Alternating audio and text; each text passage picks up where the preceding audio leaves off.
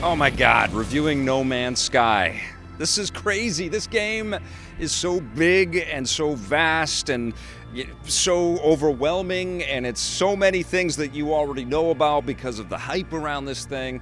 I think the expectation has been huge for No Man's Sky, and now that it's come out, I think that that's probably worked against it. I think everybody kind of was playing a version of what No Man's Sky was in their heads, and the reality cannot live up to our expectation or our dreams of what this game is today. But the thing about No Man's Sky that I'm kind of quickly discovering is that I think Hello Games built something that they are going to work on forever. I think they said Mojang's been very successful with what they did with Minecraft, and it was kind of a singularly simple concept, this idea of, going out and digging up for resources and busting down trees and building fortresses and fighting off monsters that come out at night. That was a pretty straightforward concept, but the unbelievable level of customization and creativity that engendered afterward is a story that will be told forever in our industry and in every industry because, Minecraft is a sensation. So it's clear that there have been many developers out there that have looked at that for inspiration, and I believe that Hello Games must have with No Man's Sky. Now, this is not Minecraft. This doesn't feel or play like Minecraft. This is a game truly about space exploration and about surviving the harsh environments that one might find out there.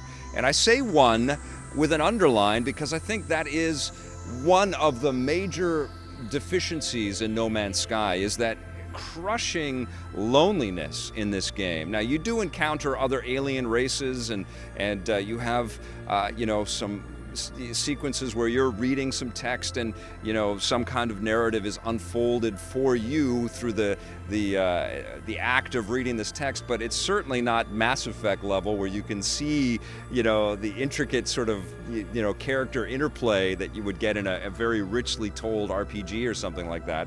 But it does add an air of mystery, and it does add an air of in my case, real addiction, because you do want to have those encounters over and over again. But the whole time that I was playing No Man's Sky and exploring all of these massive planets that just seem to go on forever, you could literally just, spend, 50 hours per planet looking for every single thing that is out there. But the whole time I was playing, I was like, it would be cooler in this huge space and huge planet if I had a wingman or woman or 8 or, like a faction of characters and we'd go off against it. I mean, it really does seem like Hello Games built this unbelievable, technical marvel of a skeleton for what No Man's Sky will continue to evolve into. But you can also see how much it's missing in everything that they gave you, all of the things that are kind of lifted and taken away in I think, the real drive to get this finished and shipped in 2016, and I can't believe that this small team built a game of this size and frankly of this caliber, because one of the greatest things about No Man's Sky is its ability for you to almost effortlessly, run around inside of a planet and inside of the caves of the planet and the constructions and buildings on a planet. Get to your spaceship with all the loot that you've gathered so you can craft all the stuff that it takes for you to seamlessly lift up into space and fly through asteroids and hyperspace to another star system and land on a space station and go and chatter with somebody or encounter some hostile enemies along the way and get into a space fight. I mean, it's incredible how much you can do and how easily you can do it in No Man's Sky. Now, there is a great deal of repetition in these systems. And you're going to cycle through a lot of these patterns, and you're going to see a lot of, alien creatures that look the same. You can thankfully do some cool things like, old Pokemon Snap style, or Metroid style, analyze the environments and analyze the creatures and upload that information. Sure reminded me of Beyond Good and Evil. I loved all of that stuff. That's a compulsive, addictive loop unto itself. You can just feel your life counting down as you're doing this stuff in this game. And you're sitting there alone. You got your controller. You're renaming your planets and your characters and the enemies and stuff. I couldn't find a way to rename my spaceships, which kind of sucks, and I hope that they add that to there. But I was, doing all of this stuff, and you feel like the world is just, it's getting away from you. Because you're just spending hours and hours by yourself doing this all alone in this vastness of space.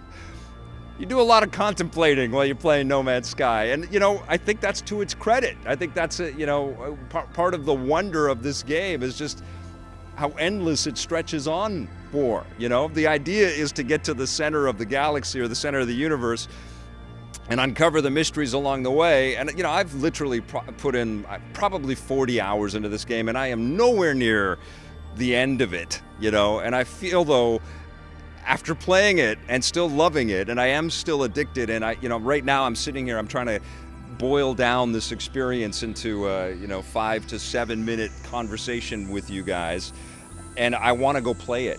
I've got this itch that I want to scratch.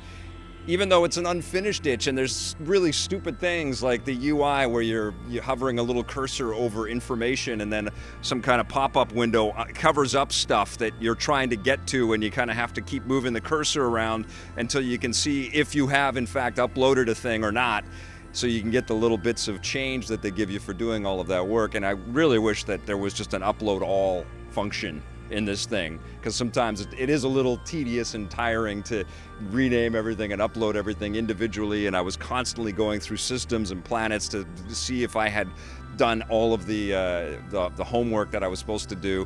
And it does start to feel a little bit like work, even lifting off. I mean, there were times when I would find crashed ships, which is a cool way to gain access to better stuff.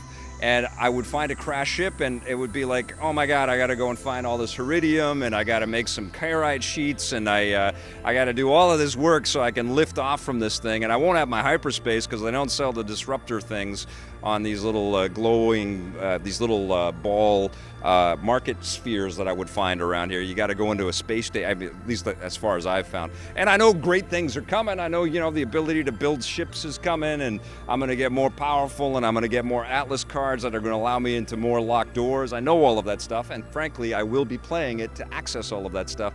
But I am really curious to see what No Man's Sky is like in 2017, in 2018, in 2019, and I don't know, maybe I'm just being a little tinfoil hat here, but I feel like this is like reviewing the alpha of Minecraft, and I think we did on Reviews on the Run. I think we looked at that and went, this is cool, I don't know what it means or where it's going, but look at where that game went.